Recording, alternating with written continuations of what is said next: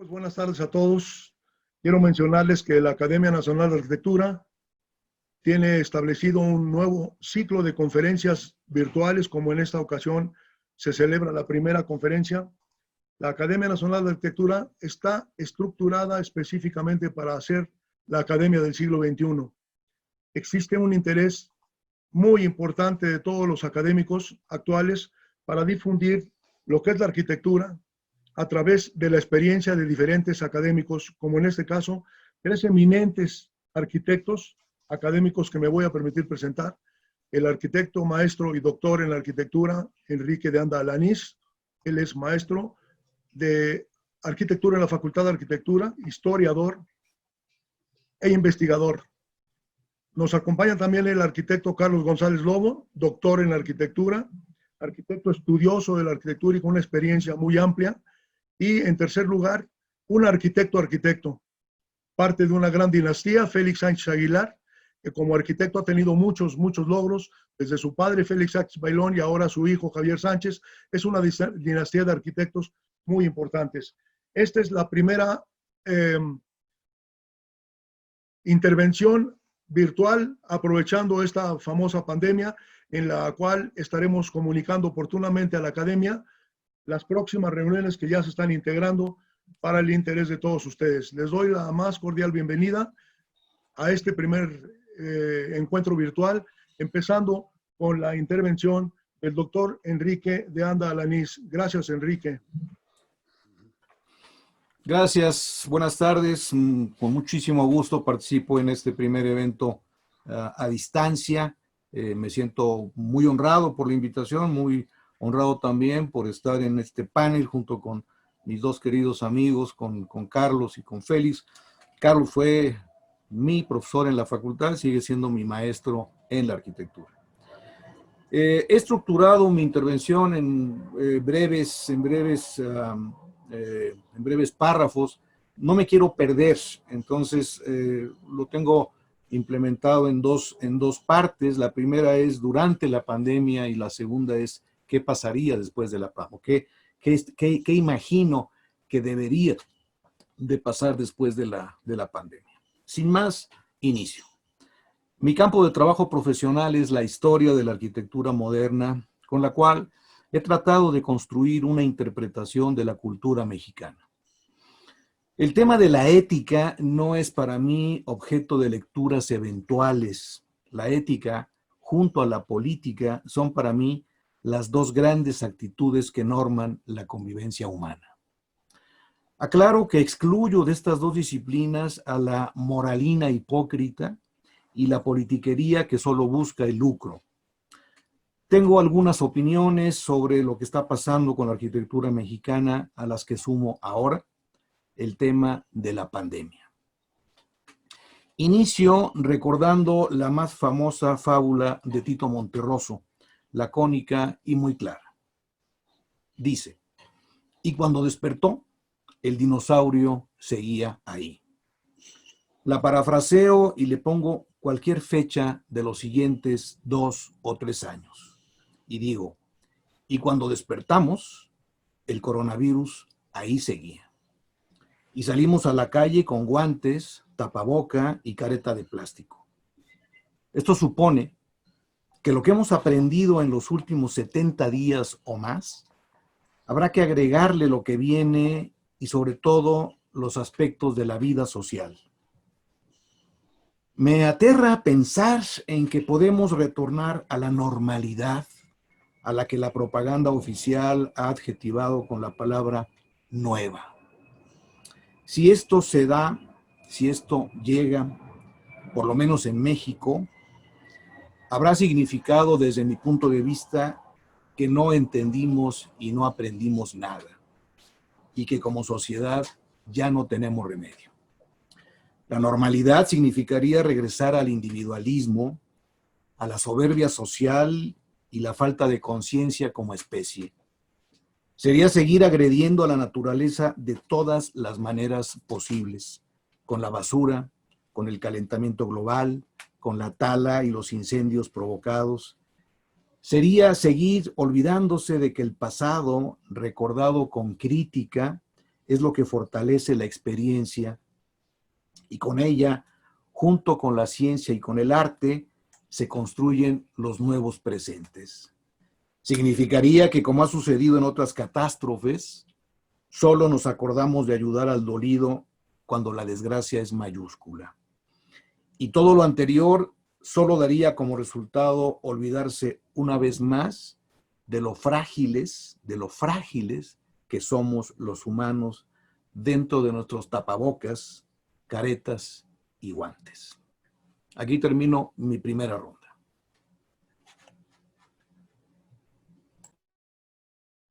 Gracias, Enrique. Ahora continuamos con la intervención del maestro Carlos González Lobo, quien produjo la frase que encabeza este primer encuentro virtual y después de la tormenta, frase que es el encabezado de un poema de Mario Benedetti que queda perfectamente bien para este tipo de diálogo, y después de la tormenta. Adelante, Carlos. Pues muchas gracias y un honor estar con ustedes para discutir, platicar y tratar de convencernos. Yo me atrevería, después de lo que ya nos ha planteado Enrique, señalar la necesidad de que la academia juegue el rol que le podría corresponder: observar, entender y llegar a suponer proposiciones que puedan interesar al futuro inmediato. Primero, el pasado. La hoy pandemia empezó de forma confusa, con diversas hipótesis: unas víboras en Wuhan, un experimento de laboratorio que se le salió del territorio de control, o la mala fe R de W. De cualquier manera, hoy el planeta está envuelto y lo que yo voy a señalar es lo siguiente: no solo hay una enfermedad que le ha dado la vuelta y se ha globalizado, sino también ha frenado la economía del mundo. Pararon al planeta. Por lo tanto, yo lo llamaba, parodiando a mi maestro Benedetti, una tormenta. Es una tormenta en la cual estamos capoteándole, el barco brinca, le echamos aceite alrededor del barco para que bajen las olas, pero estamos en plena tormenta. Los rebrotes, la euforia brasileña de ayer, etcétera, y sin embargo, la pandemia viene acompañada de algo que a mí me parece que debe de ponerse de relieve: la reducción de la actividad humana ha producido fenómenos que a mí me parecen notables. Llegaron otra vez ballenas a Acapulco. Puede sonar a una payasada. O aparecieron grupos de delfines en el Mediterráneo. Y la arena del Sahara está llegando a México. Cita un camarada catalán: y ahora que no hay movimiento en Barcelona, en las colonias que se encuentran en las montañas cerca del Montjuïc, aparecen los venados y los jabalíes. Parecería entonces que de un lado la actividad humana nos conduce a la pandemia por cualquier razón, porque de alguna manera unas víboras de Wuhan están en Ixtapalapa. Y por otro lado, la naturaleza nos vuelve a chiflar y a decir: tú eres mío o yo soy tuya. Tus gobiernos pueden vender a la biosfera, entregársela a empresas canadienses, entregárselas a Soros como el acuífero guaraní o los glaciares de la Patagonia, para que especule con ellos a ver si hace un billetín, o para que Trump le proponga a la Hedge comprarle la empresa farmacéutica ahora que están a punto de descubrir la vacuna, y él solo vender la vacuna al precio que a él le convenga. Frente a esa concreta práctica humana, se retiran y aparece el viejo documento con el que voy a centrar mi intervención. Tras Chernobyl se selló el territorio, no volvieron, le pusieron una barrera y no volvió a haber actividad humana. El lugar estaba contaminado, altamente peligroso, y cuando entraron, pasados 14 años, los investigadores descubrieron plantas del Jurásico, helechos, venados, jabalís y puercoespines. La naturaleza había regresado a Acapulco o al Mediterráneo, o bien habían empezado a desaparecer los sargazos de la costa del Mar Caribe. Por lo tanto, mi planteamiento inicial es que tenemos que enfrentar, si vamos a salir de la pandemia, un acto de ética y de compromiso, y aquí viene mi afirmación con la que termino, de compromiso social. Pero ¿social con quién? La arquitectura es el albergue espacial de los hechos habitables. No hay otra explicación que sea honesta. Los hombres han modificado el mundo para poder acogerse dentro de él. Pero si habitamos, hay 3 fórmulas que yo recomiendo para esta plática. Habitamos todos. Que levante la mano el que no habite. Todo ser vivo, levante el dedo. Aquí estoy yo habitando. Pero también habitan las esporas, las esponjas o los delfines, las víboras y los alacranes. ¿Qué pasa si naturaleza y hombres establecen, para salir de la pandemia, el justo equilibrio? Derechos humanos, derechos de la biosfera, y el Estado, la patria, recoge el patrimonio todo que le corresponde y vigila de su correcto empleo y de su administración, protección y defensa. Aquí termina mi primera intervención.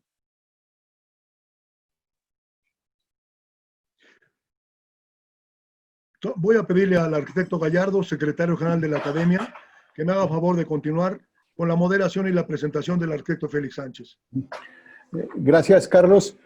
A continuación participa Félix Sánchez. Él es arquitecto y, bueno, esperamos también que su intervención genere la polémica que en algún momento planteamos cuando estuvimos platicando hace un par de días. Adelante, Félix, y después continuamos con la ronda. Muchas gracias. Un saludo a todos los que están virtualmente oyéndonos. Considero un privilegio estar en esta mesa. Enrique decía que Carlos González Lobo había sido su maestro, también fue el mío. En algún momento en quinto año me puso una zarandeada brutal, lo cual siempre agradeceré. Y efectivamente, como lo que acaba de decir, los dos estamos en una tormenta perfecta. Faltaron las tepocatas en las serpientes que mencionaba Carlos, pero definitivamente es muy sencillo el asunto. La Tierra no nos necesita a nosotros. Eliminó a los dinosaurios. Ya nos lo dijo, nos lo está diciendo en esta primera llamada para refundar el teatro de la vida, que tiene que ser justamente basado en eso, el derecho urbano y el derecho de la naturaleza, y que convivan juntos. Ciudad necesita campo, campo necesita ciudad. Si no entendemos eso, somos unos pendejos. Y creo que lo hemos sido durante un buen tiempo. Este momento de silencio, que es una maravilla porque pararon el mundo está parado. Y unos han aprendido más que otros, y nosotros estamos un poco a la deriva. Obviamente somos unos privilegiados los que estamos viendo este aparatito. Podemos vivir de esta manera por algún tiempo, aunque ya 100 días de de encierro, pues empiezan a pesar psicológicamente, antropológicamente, necesitas oler algo, tocar algo. Eso es lo que somos gregarios. Pero si no aprendemos que este silencio nos debe de permitir entender que nos están haciendo una primera llamada, porque piensen ustedes en lo siguiente. Según los geógrafos, entre el 2 y el 4% de la Tierra está urbanizada. Vean el desmadre en el que estamos metidos por el 2 o el 4% de la tierra urbanizada. Algo hemos hecho mal. Yo lo he mencionado muchas veces. El urbanismo del siglo XX ha fregado las ciudades. Siempre queremos irnos a la nostalgia, a las ciudades viejas. Y el reto es romper y convencer de que no es la nostalgia el camino, sino el camino es un camino nuevo, solidario, entre el hombre público que ve al vecino, que le pregunta cómo quieres vivir. Esa es la primera pregunta. ¿Cómo queremos que sean nuestras ciudades? Hemos vivido el mito de que la ciudad es el invento más grande del hombre y es ahí donde se dan las mejores oportunidades, o ahora con esta pandemia vamos a regresar al ruralismo. Yo creo que eso en México, sí, Frank Lloyd Wright estaría muy correcto hace 150 años con su Broadacre City y muy pocas gentes. Eso en México no va a poder ser. Tenemos que pensar de otra manera en un sistema de ciudades, y la propia Ciudad de México y el área metropolitana tiene que cambiar radicalmente en su percepción. Tenemos una cantidad de asfalto absurda. O yo creo que una visión pudiera ser empezar a pensar en eso. Es decir, campo, ciudad, ¿cómo vamos a consumir lo nuevo? Es absurdo que yo coma una mantequilla que viene de Noruega. Digo, es absurdo.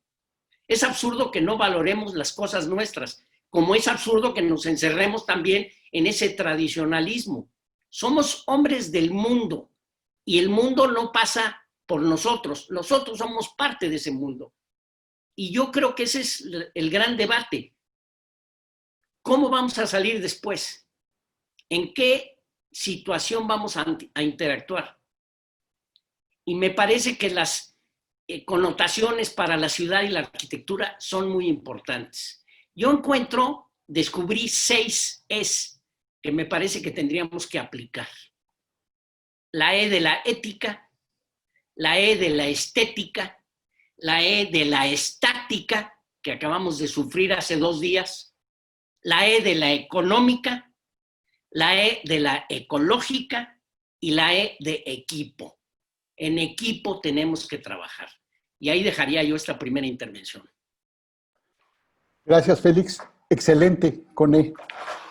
Yo voy a mencionar una frase también de Benedetti que puede ayudar a generar este debate que esperamos.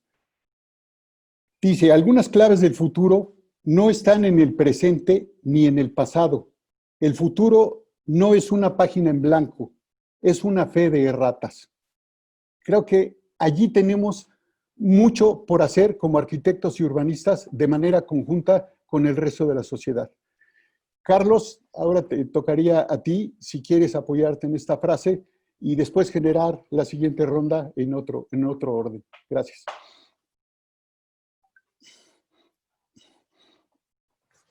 Me tardo porque soy medio burro. Máquina. A ver, yo no sé por qué empiezo yo, pero voy a decir lo que a mí me resulta de esto. Hoy, la arquitectura, desde antes, como señaló Enrique, ha venido padeciendo un daño que se llama el narcisismo, verse en el espejo del agua.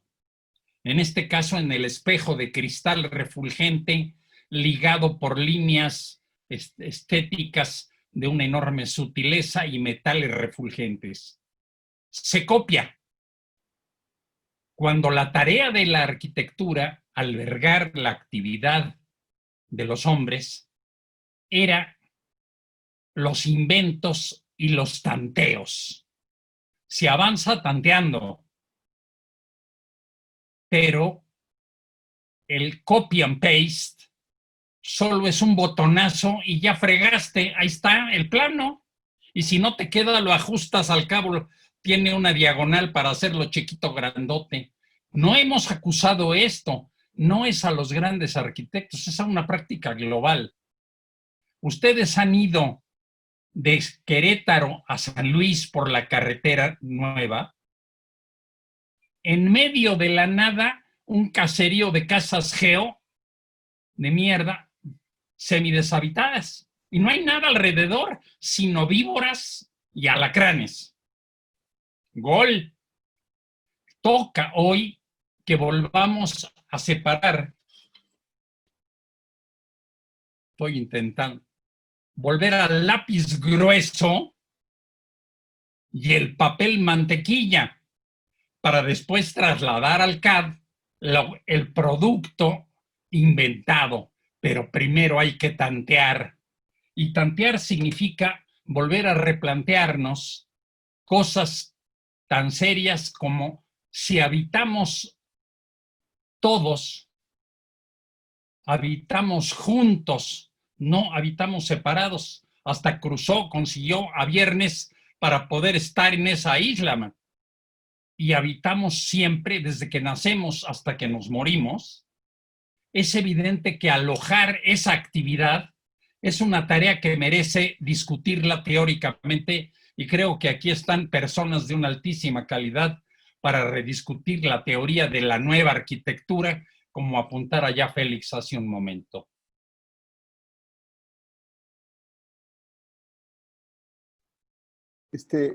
A partir de esto, le doy la palabra ahora a Enrique y lo provoco un poquito.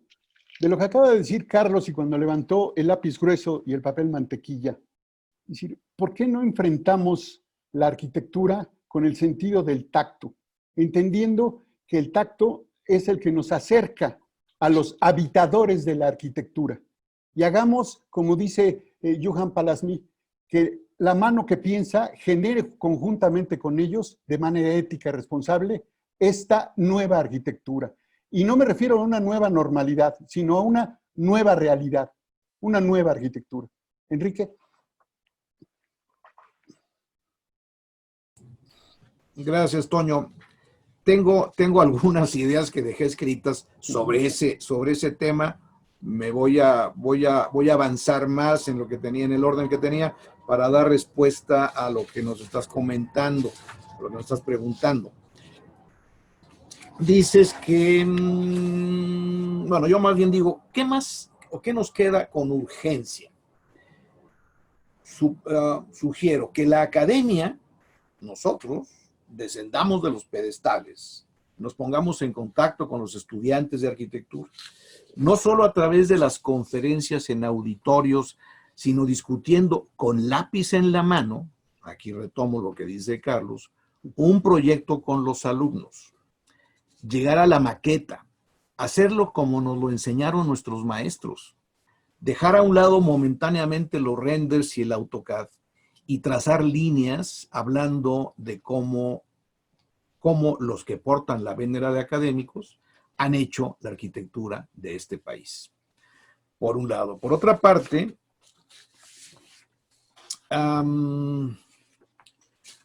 tengo también otro punto de vista, que es, si bien esperamos que conforme avance la solución a la pandemia podamos crecer en conciencia y responsabilidad, hay temas de orden práctico y de lo cotidiano que debemos resolver. Quizá el inmediato es la creación de una nueva tipología, la de la arquitectura para situaciones de emergencia.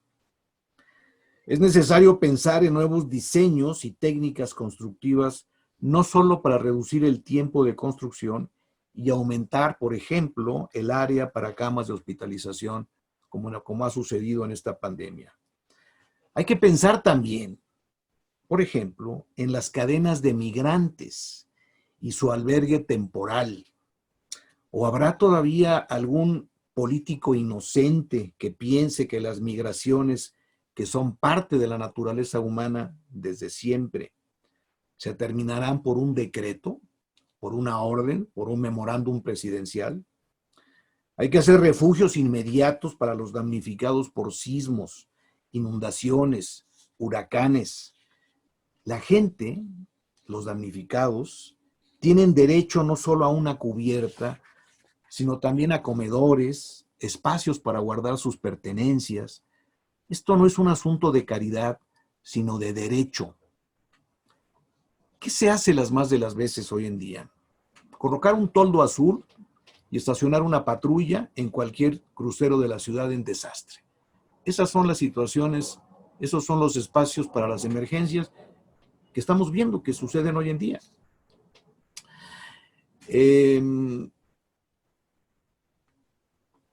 Esto es importantísimo porque todas estas personas en situaciones de desastre, después de la desgracia de haber perdido su patrimonio como damnificados, tienen que guarecerse en locales a base de lámina.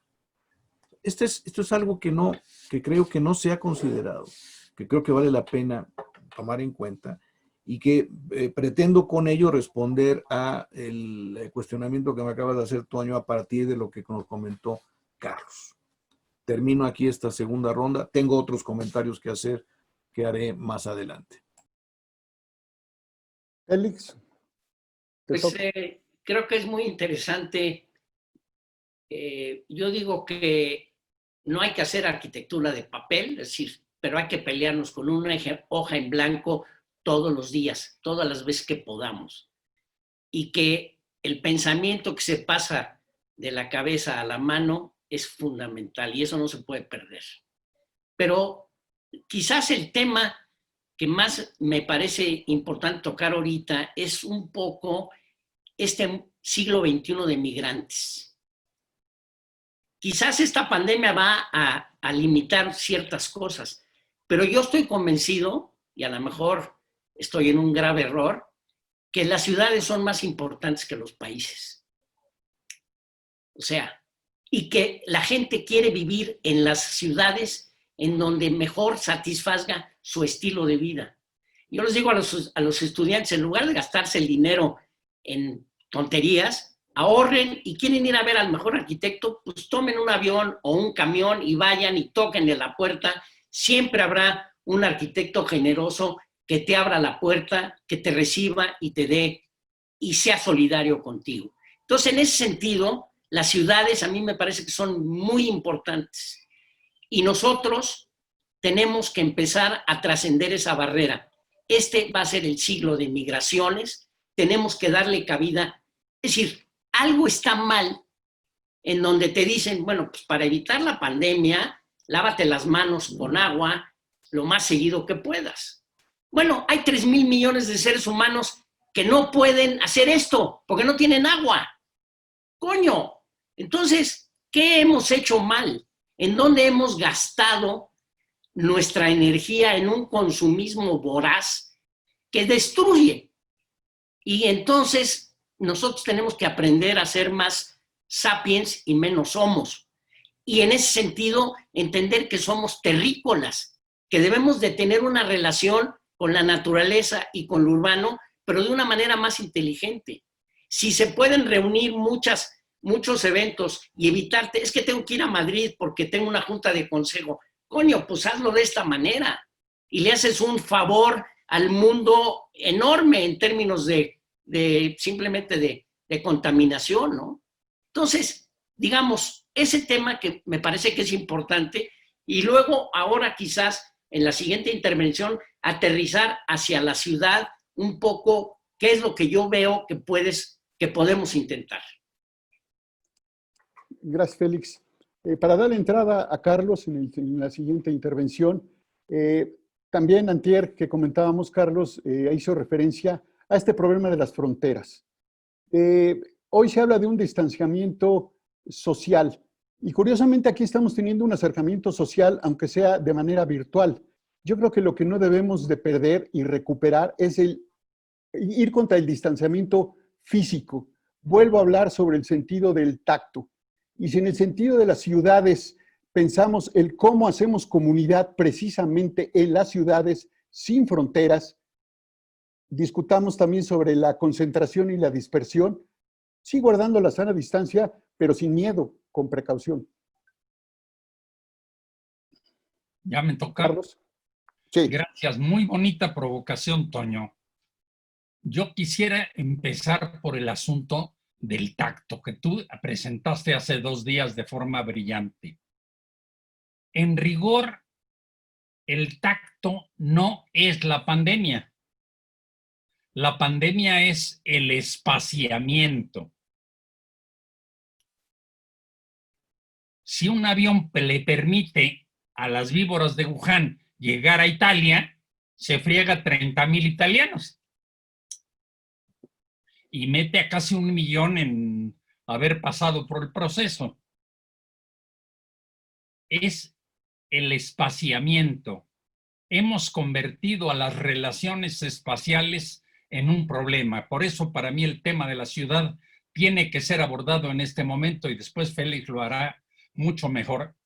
Yo le quiero recordar el ejercicio de Chiconautla de su despacho, Luis Sánchez Renero, él, Gustavo López Padilla y sus compañeros, perdón, no es para hacer propaganda. Excelente ejercicio. El pie de casa y los crecimientos progresivos. Todo lo contrario de convertir al Infonavit en un banco de segundo piso y rematar los créditos al mejor postor y dejar que ellos copien el mismo proyecto por cut and paste y lo repitan insolentemente en Mérida, en Monterrey o en Ciudad Juárez, en la mitad del desierto de la Sierra Gorda o a donde toque. Y están vacíos. 5 millones de viviendas abandonadas. En este país, si le multiplican por 6, da 30 millones de pobladores. No sé si esto le genera un poco de rubor a la ética de la arquitectura. Y no participaron arquitectos. Se remataron los créditos. Hay que volver a pedir para la arquitectura la posibilidad de participar. Para esto es necesario de que la vivienda o las otras intervenciones, por lo menos las públicas, sean localizadas y sean abiertas a concurso. Presidente de la Academia Nacional de Arquitectura, ¿sí? Abiertas a concurso para que todos los jóvenes arquitectos puedan tantear e inventar y practicar este noble oficio. Algunos lo harán mejor que otros. Y la gente recibirá el mejor producto éticamente. No entro todavía al tema del compromiso social que tocó Enrique y que es muy importante. La arquitectura de llave en mano tiene enfrente a su contrapartida, la arquitectura de ladrillo por ladrillo. Por eso cité a Félix Sánchez y el grupo de Chiconautla. Un pie de casa, una semilla de arquitectura y, ¿por qué no?, un germen de ciudad. Al mismo tiempo, no pura fregada casa y cero de equipamiento comunitario, ni siquiera para rezar, mucho menos para la salud y definitivamente para la educación jamás. Y cito los 3 principios de la Revolución Mexicana que le dieron orden a este país después de 17. ¿Qué pasaría si volvemos a esa arquitectura para la mayoría? Antier tembló, estábamos reunidos, yo supuse que no había pasado nada. En mi casa pues, se movió un poquito el piso. Ya vieron ayer que no era tan así. Pero pasó la del 17 y pasaron los anteriores y faltan los que siguen. Y tiene razón Enrique, la vivienda para los desastres es el primer paso del compromiso social de la investigación que debe patrocinar las academias, los colegios de arquitectos y las escuelas universitarias. Permíteme citar un ejemplo para probar que esto no es inviable. Un grupo universitario poblano invitó a la UNAM en el grupo de mi maestría y doctorado. Nos fuimos al volcán Popocatépetl y hicimos una casa antisísmica y crecedora, con gran galpón, Si el techo se va hasta el segundo piso, las paredes del segundo son más baratos, ellos lo parten a la hora que quieran, a la mitad, y duplican el área habitable, y con suelos, cimientos, con spoilers para que cuando tiemble. Es una papada, pero es una papada tecnológica que es obligación de la arquitectura. Hicimos una porque no había dinero para más en el grupo. Ya van 250. Formamos a los albañiles y la UNAM repartió diplomas a los albañiles acreditados con el escudo de "Por mi raza hablará el espíritu". Tiene razón Enrique, hay que hacerlo. Pero además hay que ir a hacerlo en 17 y 18 y construirlo. Por ahí anda y ustedes lo conocen. Pones una y se reproducen 250 o 300. Pues este es un método. Chiconautla es el origen. O para decir la verdad, allá a lo lejos hay recuerdos desde la época de Tony Garnier y de los soviéticos planteándose estos problemas. Yo me quedaría ahí por ahora. Volver a darle la palabra a la gente, sí, si les dan su crédito, sí, pero pongamos la condición de que están obligados a presentar unos planos asesorados profesionalmente a academia. Y ya van 2. Gracias. Ok. Bien, Enrique, de lo que tienes allí anotado, o puedes combinar con lo que se ha estado hablando. Sí, por supuesto, con mucho gusto. Retomo lo que nos acaba de decir Carlos respecto de la participación de la academia. Tengo muchísimos años diciendo que no son los mejores tiempos para la gestión del patrimonio, para la conservación del patrimonio, y ahora específicamente para el ejercicio de la arquitectura. No me voy a meter en detalles, todos sabemos a qué me estoy refiriendo. Decirle al presidente de la academia que trate de organizar todo esto, pues me parece un poco injusto, porque no depende de nosotros, es una situación sí de política, pero más bien de mando institucional, que en este momento a nosotros al gremio en ejercicio de la arquitectura no le viene bien. Habrá que encontrar los resquicios. Yo por eso insisto mucho en la colaboración con los estudiantes. Creo que ese es el nicho al que ahorita nos podemos dirigir. No sé qué vaya a pasar en los meses siguientes respecto de esta actitud condenatoria para el gremio de la arquitectura y para el gremio de la medicina y para el gremio para muchos gremios que han sido defenestrados. Pero sí podemos tener una participación. Pueden los arquitectos en ejercicio académicos tener una participación, una colaboración más directa con los estudiantes. Por otra parte, se ha comentado varias veces acá el tema se ha citado a Benedetti. Yo tengo 2 o 3 citas también brevísimas que hacer, porque me parece que yo siempre he encontrado en la literatura respuesta a las dudas que tengo sobre los asuntos sociales y los asuntos inclusive también de la propia arquitectura. Por ejemplo, les puedo decir que siempre me ha parecido muy claro para entender el tema de la fragilidad de la especie humana, acudir a la narración de H.G. Wells, La Guerra de los Mundos. En La Guerra de los Mundos, una obra escrita, una ficción escrita hace más de 100 años, los marcianos, cuando atacaron al planeta Tierra a principios del siglo pasado, solo fueron rechazados hasta que se contaminaron con el virus de la gripa. Contra la maquinaria de guerra marciana no pudieron hacer nada todos los ejércitos ni la capacidad de bombardeo. Fue un agente microscópico, igual al que ahora tiene a la humanidad contra la pared, que ya ha cobrado más de 500,000 vidas y que está provocando la peor de las crisis económicas de que se tenga conocimiento en los últimos 200 años.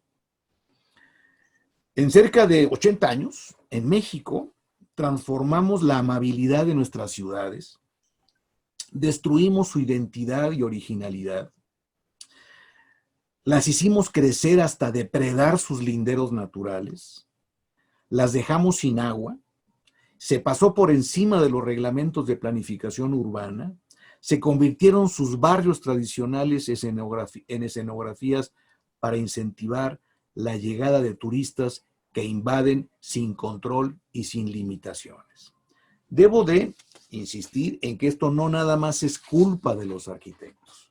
Es un tema, es un gran problema que tiene que ver con connivencia de los administradores públicos. Yo siempre deslindo mucho la palabra política y el ejercicio de la política, y la deslindo en el sentido de que la política es quizá la más noble de las actividades, la más noble de las prácticas sociales, y la otra es, por un lado son los administradores públicos, los encargados de la gestión cotidiana, y por otra parte son aquellas personas trepadoras que, asumiendo el ejercicio de la política, lo único que buscan son beneficios personales. Entonces lo deslindo, lo dejo a un lado.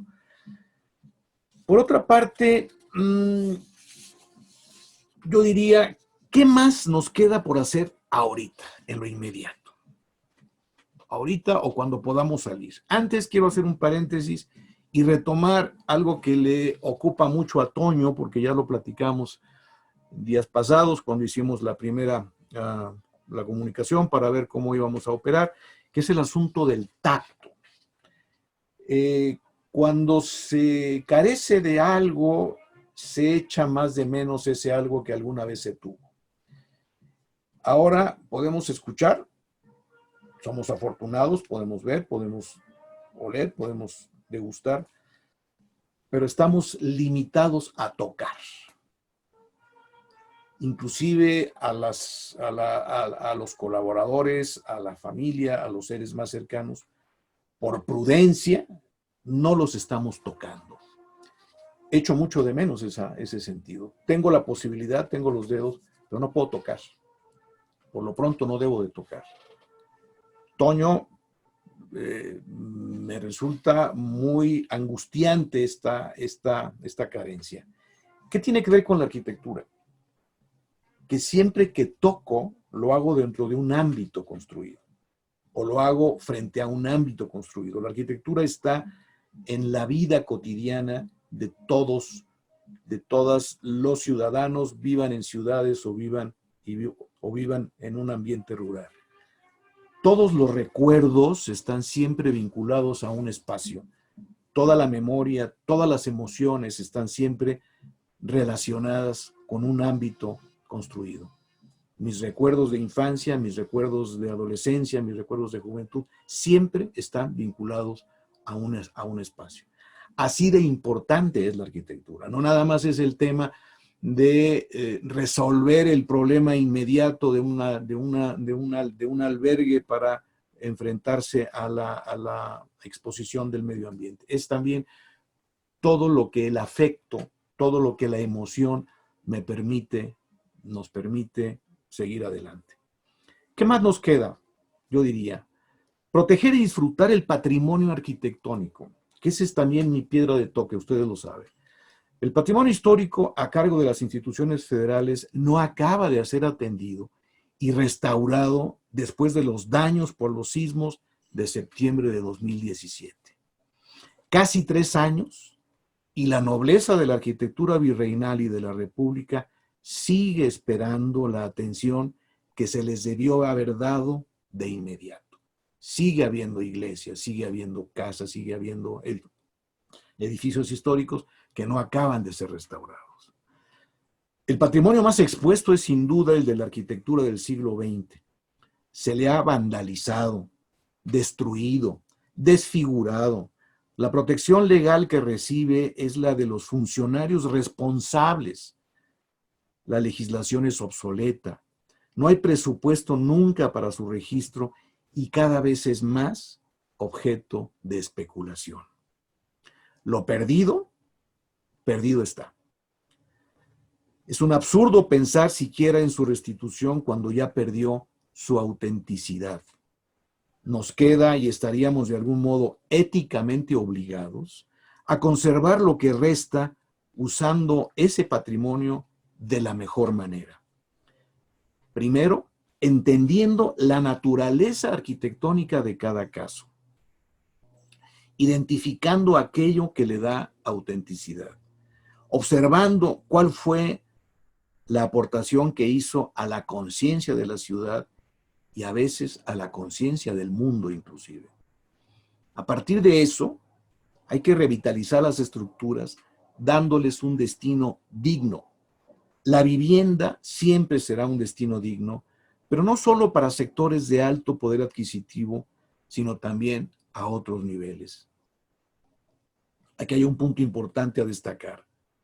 De muy poco sirve para la integridad de la memoria cultural de la arquitectura conservar solo la fachada, o lo que llaman la primera crujía.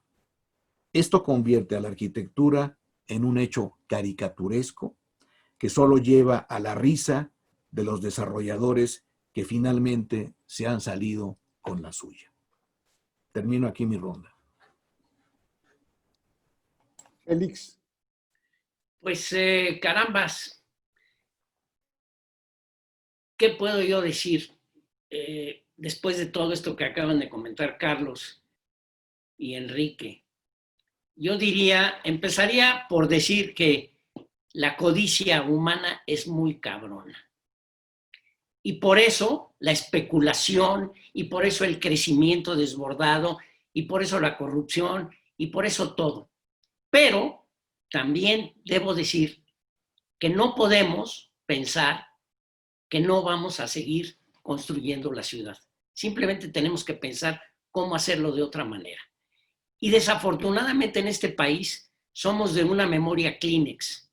Carlos mencionó este ejemplo de Chiconautla, que por cierto lo presenté en la academia en los 80s y fui apabullado. Porque todo el mundo dijo, pero ¿cómo haces esas cosas? Bueno, pues a lo mejor estaba yo un poco adelantado a lo que iba a suceder más adelante. Pero bueno, lo tengo como en el anecdotario, porque íbamos muy orgullosos de haber hecho un segmento de ciudad basándonos en una definición de distancias, de qué es una distancia íntima, qué es un patio, qué es un filtro, y cómo se crea la ciudad, y cómo vamos a hacer una sola calle, y después se irán haciendo las demás, y el equipamiento. Pero en fin, esa es una experiencia que nunca se volvió a repetir. Lo celebro que Carlos lo haga con los galpones, me parece maravilloso. Y el otro tema de la vivienda emergente y demás, pues es el programa de renovación habitacional popular, que fue un ejemplo y que se nos olvidó. Nadie ha repetido esa escena. Y fue la gente que dijo, a mí no me vas a mandar a una de estas unidades que están en casa de la tiznada, tipo lo que decía Carlos de Geo. No, yo viví en San Antonio Tomatlán, aquí me voy a morir y aquí voy a seguir viviendo. Y entonces, todo lo que tuvimos que hacer, que estuvimos involucrados, pues desde luego Pepe, Toño y Carlos y muchos arquitectos, y fue una labor colectiva ejemplar. Se puede meterse a la ciudad y que renazca y que no crezca. Yo creo que si no aprendemos eso y si no entendemos que la ciudad tiene que vivir para adentro, pues digo, no sé qué vamos a hacer. Yo digo que la mejor movilidad es no moverse, que la mejor ciudad es la que te da de todo para todos. Y en eso estamos muy lejos. Hay ciertas zonas de la ciudad que están perfectas, que se las echo a cualquier ciudad del mundo. Es más, la Ciudad de México tiene un atractivo turístico que ojalá y no se pierda. La capacidad de la ciudad en manejar el turismo y la ciudad es una cosa fundamental en la economía de este país y de esta ciudad. La otra cosa que me parece que es vital es que efectivamente entendamos que el barrio lo tenemos que revisualizar de otra manera. Yo aplaudo que le hayan quitado un carril a Insurgentes y que sea una ciclopista. Les hace falta hacer la conexión hasta Buenavista, hasta la salida a Pachuca. Y entonces en ese momento, y lo ves, cómo la gente reacciona. Bueno, pues empecemos a eliminar calles y sembremos las de árboles y pastos y espacios públicos. Yo creo que eso es lo que vamos a tener que hacer. Es decir, una primera lección que yo aprendí es en la vivienda de interés social, en la más pobre, tiene que haber un espacio para tomar el sol al aire libre. Y si no, ¿sabes qué? No, ese proyecto no sirve. Tienes que tener, no un balcón, una terraza, un espacio donde puedas convivir, que te entre el sol y el aire. Y esos metros cuadrados no deberían de contar en los metros cuadrados construidos de la vivienda. Simplemente los metros cuadrados de un balcón son muy diferentes a los metros cuadrados de un muro de división entre cocina. Entonces, que no me frieguen con que todos los metros cuadrados son iguales. Hagamos cosas que deben de ser. Y en el sentido de los concursos, efectivamente, la ciudad tiene tierra. A ver, señores, propónganme, arquitectos y desarrolladores, un ejemplo de ciudad, un ejemplo de segmento de un barrio en donde vamos a poder lograr el no moverse porque tengo todo resuelto ahí. ¿Qué no lo podemos hacer? ¿Qué de veras no tenemos esa capacidad? ¿A quién le tenemos que hablar? ¿A quién le tenemos que decir, señores de la autoridad, en mi colonia y en muchas colonias hay edificios que son un peligro a la salud pública, se van a caer y van a matar gente? ¿Por qué no los demuelen? No, pues es que los dueños no se ponen de acuerdo. Me vale madres, un acto de autoridad que diga, este edificio se tiene que demoler. Y entonces vamos a pensar qué hacer en ese nuevo edificio. Ahí la dejo. Gracias, Félix, como siempre. Ya se nos está agotando la hora. Hago un comentario y daríamos una última ronda, o si quieren continuar, bueno, tenemos tiempo libre. Y aunque no nos escuchan todos porque tuvimos un problema de conexión aquí en Zoom, un problema técnico con la compañía Zoom, lo corregiremos, pero les comento que hay más de 2,000 gentes conectadas en Facebook siguiendo en este momento este debate. Y yo creo que eso es prueba del interés que tiene en general toda la sociedad, porque no solo son arquitectos. Bueno, regresando para el comentario para final en esta última ronda, Carlos, hablando del espacio habitable, y tampoco es un comercial, pero tú planteas en tu firma de arquitectura como máximo espacio con mínimo costo. Me gusta mucho lo de máximo espacio. Y en el espacio es en donde se genera el primer contacto con el tacto, valga la redundancia. Yo toco el espacio, aunque parezca una tontería, y después ya puedo tener contacto con los demás. Si yo toco el espacio es porque hay gravedad. En donde no lo toco es donde falta la gravedad. Carlos, por favor. Pues muchas gracias, y aprovechando la última ronda, yo me voy a atrever a dedicarle este parrafito a don José Francisco Raigadas, que participó de la aventura en Xochimilco. A lo mejor y él ya no se acuerda, pero yo siempre me acuerdo de él mucho. Yo quería plantear el tema ética y compromiso social proponiendo la forma de la ciudad. Decía una pared en la Sorbona, seamos realistas, pidamos lo imposible, lo posible cualquier güey lo pide, pues vayamos a más allá. Me voy a atrever a hacerlo, al cabo no voy a volver a estar por la edad ya en estos eventos, pero hay que atender a que fuimos de la academia. Fíjense bien, ¿qué pasaría si admitimos el tema de las fronteras? ¿Quién va a defender los manglares? Chiflen a su Mauser, los manglares tardan miles de años en crecer y en desarrollarse, y una vez que los desarraigas, ¿qué pasa con los corales? Pues ya chiflaron y están en la frontera que es propiedad de la nación según la Constitución, si es que todavía no la cambian. Los 50 kilómetros del borde son de propiedad federal y pública, aunque los hayan vendido en Baja California y en la costa de Cancún a Chetumal. Todo eso algún día habrá que revertirlo o no. Y después las carreteras que conectan y que le han servido al narcotráfico para el trasiego de drogas son de propiedad federal, pero no son federales. A la orilla misma de la carretera es de propiedad privada. ¿Qué pasaría si le devolvemos a la patria su propiedad, el patrimonio? Todavía no hablo de las piedras viejas, primero estoy hablando del tejido de aquel cuerno de la abundancia que se llamaba México, o Ecuador, o Perú, o Argentina. ¿Qué pasa si le devolvemos el acuífero guaraní al Paraguay? ¿Qué pasa si le devolvemos los glaciares de la Patagonia a la Argentina y a Chile? Y se los quitamos a Soros y a Benetton, que están especulando cuando el agua tenga mayor precio. ¿Por qué no plantear algo que me voy a atrever a plantear de una manera muy sencilla?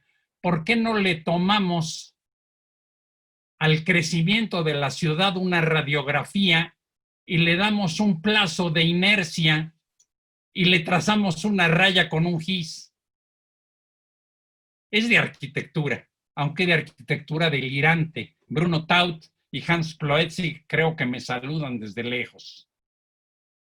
Y después de eso, fijamos la última calle de la ciudad, que es de propiedad pública y que sirve para no entrar a la ciudad para los transportes generales y conecta con todas las salidas carreteras. Y después nos tomamos una última banda habitable para construir con dinero y deuda públicas vivienda de renta. Vivienda de propiedad nacional, va a ser nuestro dinero. De todas maneras, las empresas nos pasan a la deuda pública sus créditos y sus pérdidas, pues nos las quedamos nosotros. Y entonces podemos ir a espaciar el interior de la ciudad transportando población a nuestra propiedad colectiva, la vivienda. Ya después hablaremos de su forma y de sus cualidades. Pero ¿qué pasa si atrás de esa tierra que podría ser vulnerada, comprando 4 lotes y atravesándola, hacemos un segundo cinturón de más de 100 metros de tierra agrícola, de espacio nutricio, para producir agricultura, ganadería, leche, quesos, etcétera? ¿Y qué pasa si después de esa banda, nada más que ahora ya estoy hablando de casi 600 kilómetros alrededor de la Ciudad de México, de Monterrey o de Guadalajara, hacemos una zona federal solo con conectores eólicos, repositorios hidráulicos, viveros y zonas de libre acceso para las especies naturales? Atrás de ellos, la tierra rural. Me atreví y espero que esta vez lo pueda hacer, a ver si lo logro, dibujarlo para mis jóvenes asistentes.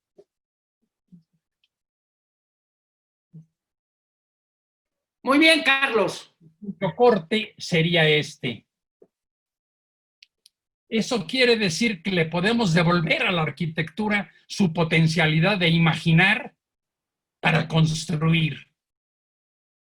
Y sobran arquitectos, yo soy solamente un inocente miembro de la infantería, que puedan hacerlo y vayan y lo hagan en África, en Sudamérica, en todos lados, porque todos los países tienen esto. El que creyó en eso fue José Reigadas y lo propusimos para el borde norte del lago de Xochimilco.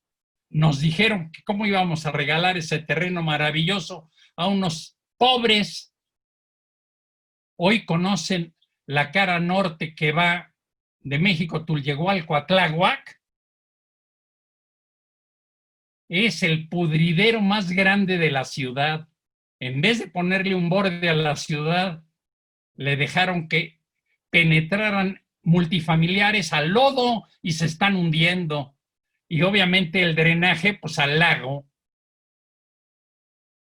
La ética y el compromiso social volverán a prevalecer. Yo sí me dirijo a Francisco Reigadas porque es el único con las condiciones de mi época, de mi generación, que tiene la energía política. Y a ustedes, compañeros, Enrique, Félix, que han sido, igual que Antonio, luchadores por la arquitectura. Yo agradezco que me hayan dejado participar. Gracias, Carlos.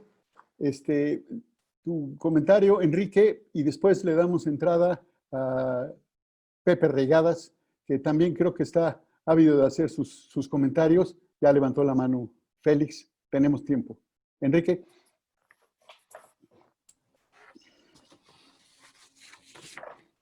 Pues un par de comentarios que tiene que ver con algo que es muy importante, que fue o que es recordar que alguna vez los arquitectos fueron líderes en los proyectos políticos de este país. O sea, es algo que se ha olvidado, es algo que no se toma en cuenta, pero yo me pregunto por qué no se continuó el liderazgo de los arquitectos en la planificación del país. La experiencia de José Luis Cuevas, de Carlos Lazo, de Pedro Ramírez Vázquez, ¿dónde se perdió el norte desde que los arquitectos decidieron dónde colocar escuelas, hospitales, la ciudad universitaria, los teatros junto a los hospitales del Seguro Social? ¿Dónde están los maestros herederos de Augusto H. Álvarez, de Enrique del Moral, de Ramón Torres, de Félix Candela, frente a grupos de estudiantes en la Facultad de Arquitectura? Insisto, si no reconsideramos esto, es que no habremos aprendido nada. Y lo último es que, siendo realista, veo muy difícil vencer a la avaricia, la soberbia, el desprecio por los habitantes de la ciudad y la seducción del poder que da el dinero de las personas que han tomado a la arquitectura solo como un vehículo de negocio. Todo tiene límites. Aquellos que agoten los contenidos de algo se verán obligados a sofisticar cada vez más los pasos subsecuentes. Pero esto a mediano plazo es el camino para violentar los ritmos urbanos y la armonía con la naturaleza. Esto es precisamente una de las grandes enseñanzas de esta pandemia. Nos sentimos vencedores del mundo y hoy, 25 de junio de 2020, estamos encerrados tratando de dominar el miedo porque afuera hay una amenaza de muerte que ni siquiera podemos ver. Mi opinión es que o hacemos conciencia o el desastre ecológico es inminente. Cito a Virgilio en la Eneida: es fácil el camino al infierno.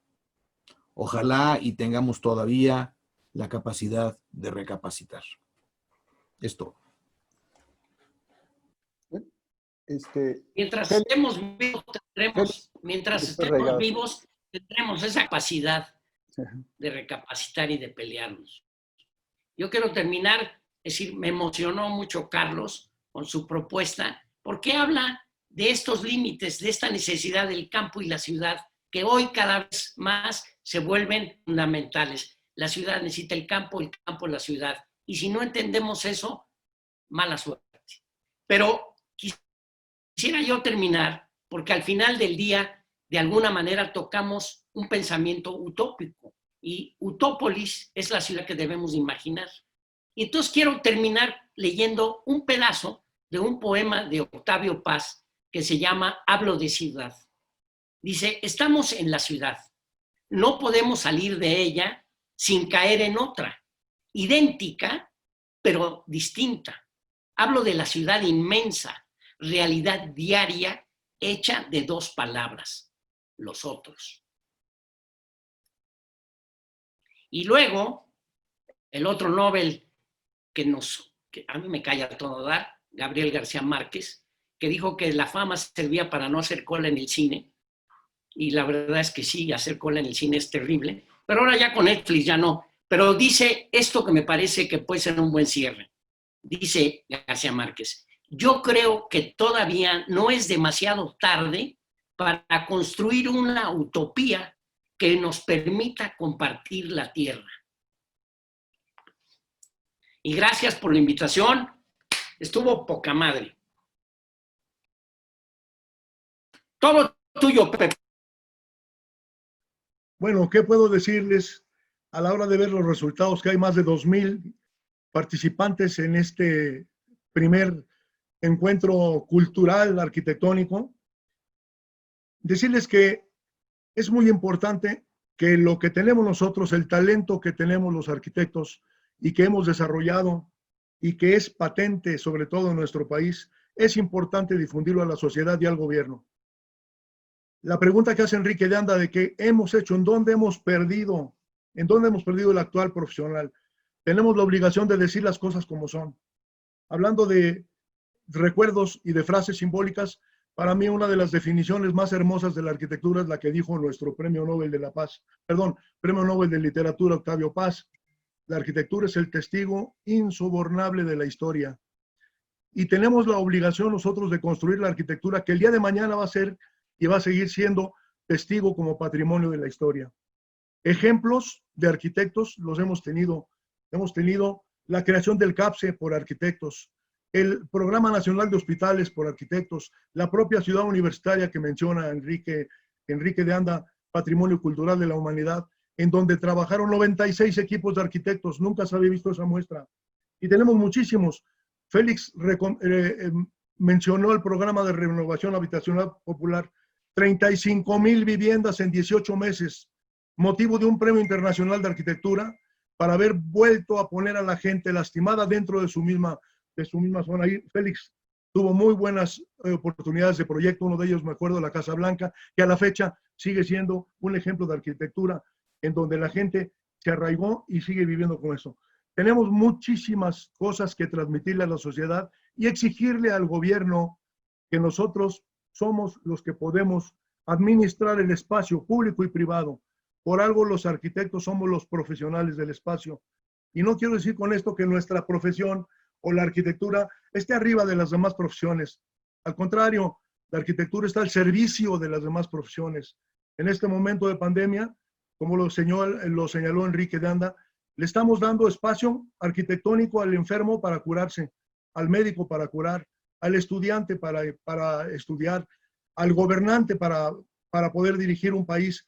Todos los espacios que están relacionados con el ser humano están hechos de un espacio arquitectónico. Esta primera muestra, al tener más de 2,000 participantes, me llena de satisfacción porque la academia está viva y está trabajando. Les anticipo que la segunda conferencia la está organizando el arquitecto Antonio Toca con un tema inicial que se llama la nueva anormalidad, porque no tenemos ninguna normalidad nueva. Va a ser la nueva anormalidad y con tiempo se les abrirá. Yo creo que podemos, en conjunto, con esta calidad de participantes como los que tenemos, sobre todo, estamos pensando que son ahorita, o vamos a ser puros académicos, miembros de la Academia Nacional, para ver si podemos construir entre todos una Aipotú.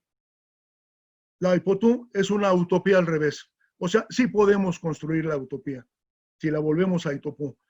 Les agradezco mucho la presencia, les agradezco mucho los comentarios y esperamos que podamos ahorita contestar todas las preguntas que han sido verdaderamente abrumadoras para que les enviemos a cada uno de ustedes y estar pendientes de que este ciclo de conferencias seguirá a partir de este jueves en 15 días con la siguiente conferencia de Antonio Toca y veremos con quién lo acompaña. Muchas gracias por esta participación de tan distinguidas personalidades, Carlos, Félix y Enrique de Anda. La Academia les agradece su participación y sobre todo los conceptos tan importantes que han vertido en esto. Para la próxima es importante que busquemos una forma de tener un debate para poder intervenir, quitarnos la palabra y decir las cosas en beneficio de que las autoridades y la sociedad conozca la belleza de nuestra profesión, la arquitectura. Muchas gracias a todos y buenas tardes. Si me permiten, porque me gusta hacer referencias a la poesía, aquí tengo uno de Jorge Arbeleche, uruguayo, que dice: hacer lo hermoso sobre todo lo muerto, sobre lo oscuro edificar la luz, jugarse al fin el todo por el todo, jugar la vida y todo por el hombre, y yo agrego, y por la mujer. En breve estaremos informando de la siguiente conferencia o debate. Resolveremos en breve también la posibilidad de participación más amplia vía Zoom y también Facebook. Son cuestiones técnicas que a veces se nos escapan de la mano, pero me dio mucho gusto. Estoy muy satisfecho con este inicio. Creo que empezamos con el pie derecho y con el pie izquierdo. Felicidades, gracias a todos los participantes y seguimos en contacto. y comunicación. Que tengan muy buen día y gracias a todos.